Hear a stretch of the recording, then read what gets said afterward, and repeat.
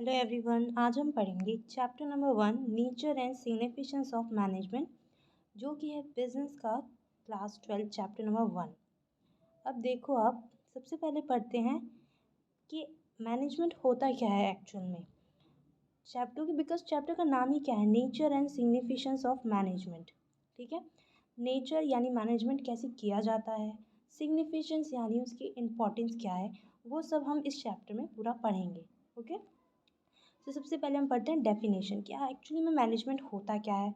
Management जब पता चल जाएगा तभी तो हम उसके बारे में पता करेंगे कि भाई ये इम्पोर्टेंट क्यों है एक ऑर्गेनाइजेशन में, इसका क्या बिहेवियर है, इसका क्या नेचर है। ओके, तो नेक्स्ट देखो इसकी डेफिनेशन क्या है। Management is an art of getting things done with the aim of achieving goals effectively and efficiently।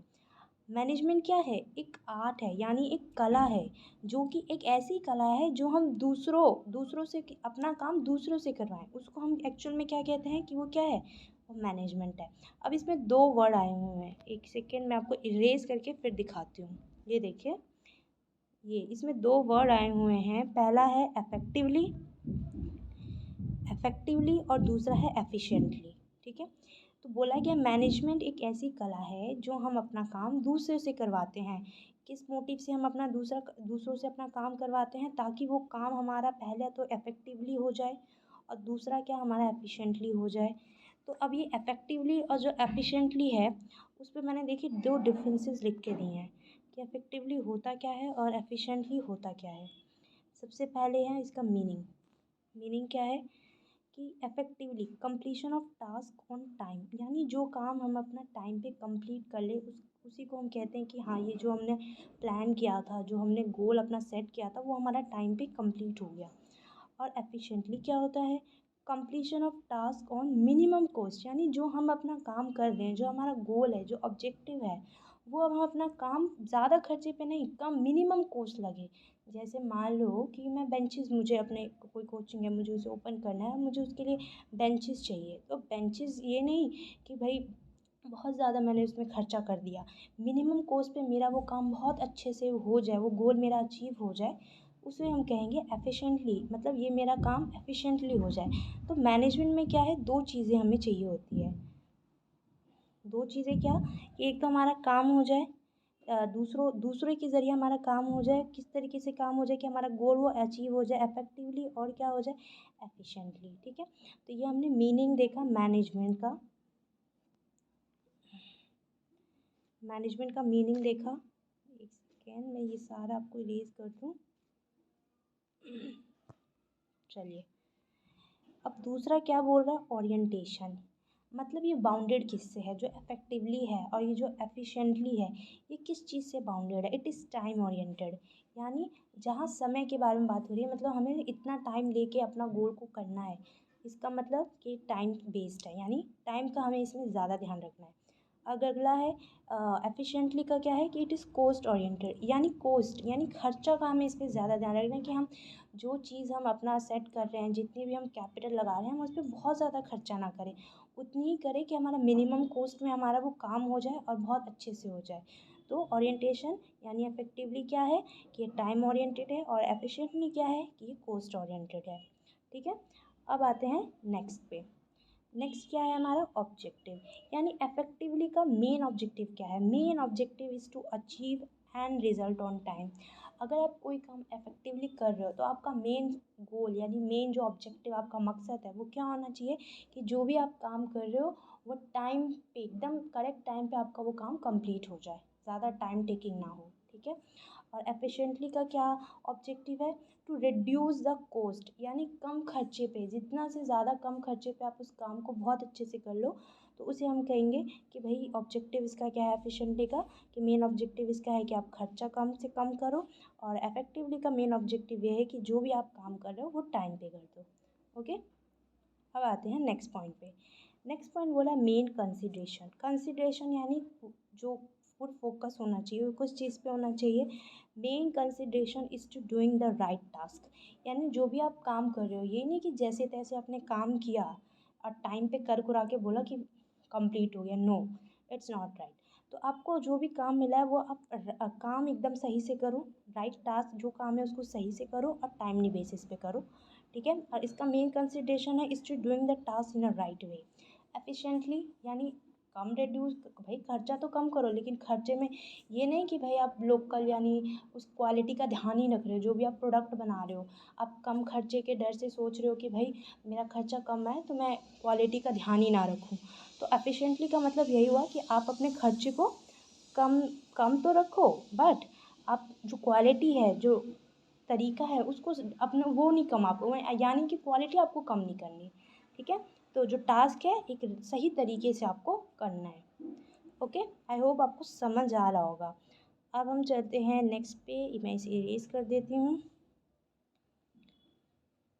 अब हमारा नेक्स्ट क्या है, कैरेक्टरिस्टिक्स ऑफ मैनेजमेंट। मैनेजमेंट के क्या कैरेक्टरिस्टिक्स हैं, इसके 7 कैरेक्टरिस्टिक्स मैंने यहाँ लिखे हैं। सबसे पहला, management is a goal oriented process, यानी मैनेजमेंट क्या है, एक गोल ओरिएंटेड प्रोसेस है कि आप मैनेजमेंट किस पे आप, यानी आपको जैसे आपको मान लो बिजनेस में आपको चाहिए 80 में से 70 नंबर का आप गोल लेके चल रहे हो कि भाई मुझे इस बार एग्ज़ाम में 80 में से 70 लेके आना है, ठीक है। तो 80 में से 70 आपका ऐसे ही तो आएगा नहीं कि भाई आपने कुछ ना प्लान किया, ना आपने बुक्स वगैरह मैनेज की, मुझे उस बुक से पढ़ना है, एक्स्ट्रा में क्या पढ़ना है, प्रीवियस ईयर लगाने कि नहीं लगाने, ऐसे आपने कुछ प्लान किया नहीं और आप सोचो कि बस मैं ऐसे पढ़ लूँ और 80 में से 70, तो इट्स नॉट रॉन्ग। तो मैनेजमेंट करना होगा आपको। तो मैनेजमेंट क्या है, एक गोल ओरिएंटेड है। जो भी आप काम कर रहे हो उसके पीछे आपका एक गोल होता है कि हाँ ये गोल के लिए ही आप काम कर रहे हो। ओके, अब नेक्स्ट है management is all pervasive. Pervasive यानी ये हर जगह है, आप कहीं पे भी जाओ, शॉप पे जाओ, किसी बिजनेस में जाओ, स्कूल में जाओ, हॉस्पिटल में जाओ, इवन कि आपके घर में भी क्या हो रहा है, मैनेजमेंट हो रहा है हर एक चीज़ का, ठीक है। इस वजह से मैनेजमेंट क्या है, परवेसिव है। परवेसिव यानी हर जगह अवेलेबल है। ओके, अब है इसका थर्ड पॉइंट। थर्ड पॉइंट में क्या बोला है, management is multi dimensional. Multi dimensional यानी मैनेजमेंट जो है बहुत टाइप से किया जा सकता है। यहाँ पे 3 टाइप से एनसीईआरटी में हमारे दिया गया है कि 3 टाइप से मैनेजमेंट जो है मल्टी डायमेंशनल है। पहले पहले क्या है, मैनेजमेंट ऑफ वर्क। आप पहले ध्यान दो, जो आप गोल है आपका उसको कैसे मैनेज करके उस काम को कैसे मैनेज कर रहे हो। देन सेकेंड है मैनेजमेंट ऑफ पीपल। आप फिर आप काम को मैनेज करो, जो भी काम है पहले उसको मैनेज किया। फिर जो लोग हैं, जो आपकी कंपनी में जो एम्प्लॉयज़ हैं, उनको क्या करो, आप लोगों को मैनेज करो कि भाई इस बंदे को हमें ये काम देना है, इस पर्सन को हमें ये काम देना है। इस डिपार्टमेंट का, अगर सेल्स डिपार्टमेंट का है, सेल्स डिपार्टमेंट है हमारा, तो हमें इस सेल्स पर्सन को हमें काम देना है, ठीक है। तो ये आपको पीपल को मैनेज करना है। देन क्या है, मैनेजमेंट ऑफ ऑपरेशन। ऑपरेशन यानी अब हमने वर्क को मैनेज कर दिया कि भाई हमें ये काम करना है, हमने लोगों को मैनेज कर दिया कि भाई इस पर्सन को ये काम हमने फिक्स कर दिया, ठीक है। अब नेक्स्ट ऑपरेशन यानी अब चलाना है, अब जो कंपनी है उसको तो चलाना पड़ता है। तो उसके लिए अब आप मैनेज करो कि आप नए नए प्रोसेस लाओ, नए नए आइडियाज़ लाओ, नए नए थॉट्स लाओ, ताकि मैनेजमेंट ऑफ ऑपरेशन होता जाए हमारा, एंड जो हमारी कंपनी है वो लॉन्ग टर्म तक सर्वाइव कर सके। तो ऑपरेशन यानी चलाना, तो कंपनी को चलाना ये आपका थर्ड स्टेप होना चाहिए। मैनेजमेंट इस वजह से एक मल्टी डायमेंशनल है। ओके, अब आते हैं नेक्स्ट फोर्थ पॉइंट पे। Management is a continuous process, यानी मैनेजमेंट जो है एक कॉन्टिन्यूस प्रोसेस है, कभी रुकता नहीं है, ठीक है, चलता जाता है। अगर आपने एक गोल अचीव कर लिया है तो जो आपका नेक्स्ट है आप उस नेक्स्ट गोल की ओर जाओगे। देन उसके लिए आप प्लान करोगे, ऑर्गेनाइज करोगे, स्टाफिंग करोगे, डायरेक्टिंग करोगे। देन आपको नेक्स्ट, यानी इससे क्या पता चल रहा है कि मैनेजमेंट कभी ख़त्म नहीं होता, ठीक है। तो अब मैनेजमेंट इस वजह से क्या है, एक कॉन्टिन्यूस प्रोसेस है कि कभी रुकता नहीं है, कॉन्टिन्यूली चलता जाता है। ओके, अब आते हैं फिफ्थ पॉइंट पे। Management is a group activity. ये बात ध्यान रखने की मैनेजमेंट जो है कभी सिंगल पर्सन नहीं कर सकता। हमेशा मैनेजमेंट क्या होनी चाहिए, एक ग्रुप में होना चाहिए। एक सिंगल पर्सन हर चीज़ को मैनेज नहीं कर सकता। अगर आपको कंपनी चलानी है तो आपको अलग अलग डिपार्टमेंट रखने होंगे। उस डिपार्टमेंट आपको मैनेज करने के लिए अलग पर्सन रखना होगा। कोई पर्सन अगर सेल्स में अच्छा है तो आपको सेल्स डिपार्टमेंट के लिए एक अलग पर्सन रखना होगा। कोई प्रोडक्शन डिपार्टमेंट है आपका, तो प्रोडक्शन के लिए आपको अलग मैनेजमेंट हायर करना होगा। तो इस वजह से मैनेजमेंट क्या है, एक ग्रुप एक्टिविटी, ग्रुप में मिलकर काम किया जाए। कोई सिंगल अगर चाहे कि भाई मैं इस गोल को अचीव कर लूँ तो वो नहीं हो सकता। ग्रुप में मिलकर काम करेंगे तभी वो हमारा एंड रिजल्ट हमारा हम उसे ऑप्ट कर पाएंगे, ठीक है।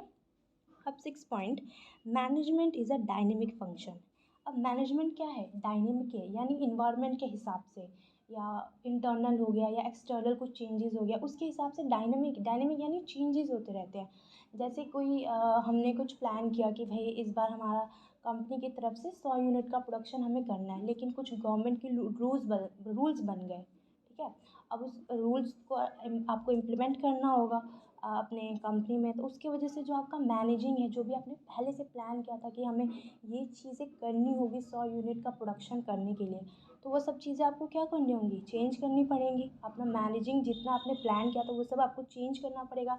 तो इस वजह से जो मैनेजमेंट है वो एक डायनेमिक फंक्शन है, यानी वक्त के हिसाब से या इंटरनल या एक्सटर्नल के हिसाब से जो भी चेंजेस अगर आ रहे हैं, आपको उसके हिसाब से मैनेजमेंट को भी चेंज करना पड़ेगा। ओके, अब आते हैं नेक्स्ट 7 पॉइंट पे।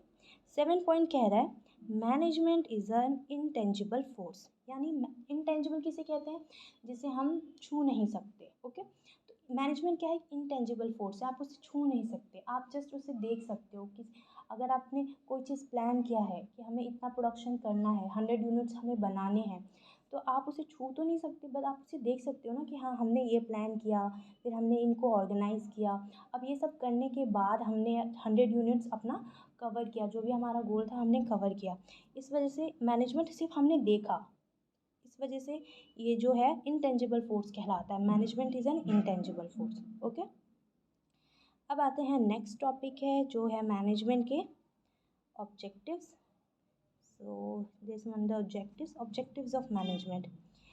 पहला है मैनेजमेंट ऑफ ऑब्जेक्टिव को मैंने कैटेगराइज किया है 3 टाइप्स में। पहला ऑर्गेनाइजेशनल ऑब्जेक्टिव, यानी ऑर्गेनाइजेशन के हिसाब से, किसी कंपनी के हिसाब से अगर मैनेजमेंट के जो ऑब्जेक्टिव क्या मकसद है उसके हिसाब से क्या क्या हमारे ऑब्जेक्टिव्स होने चाहिए। देन सेकेंड सोशल ऑब्जेक्टिव, यानी लोगों के लिए, समाज के लिए क्या ऑब्जेक्टिव होना चाहिए, क्या मकसद होना चाहिए, वो करना है। देन थर्ड पर्सनल ऑब्जेक्टिव, यानी खुद का सोच लिया, ऑर्गेनाइजेशन का सोचा, लोगों का सोचा, लेकिन हमारे अपने पर्सनल भी कुछ ऑब्जेक्टिव्स होते हैं जो कंपनी के, जो जिसका ऑर्गेनाइजेशन वो अपना पर्सनल भी लेके चलता है कि भाई मेरा पर्सनल ऑब्जेक्टिव क्या होना चाहिए।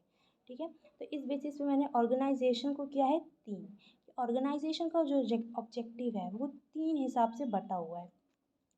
सबसे पहले क्या है, सर्वाइवल, कि भाई अगर आप नए आए हो मार्केट में, आपने कोई बिज़नेस अपना स्टार्ट किया है, तो सबसे पहला आपका ऑब्जेक्टिव ये होना चाहिए, सबसे पहले फोकस या सबसे पहले प्लान आपका ये होना चाहिए कि आप उस मार्केट में सर्वाइव करो।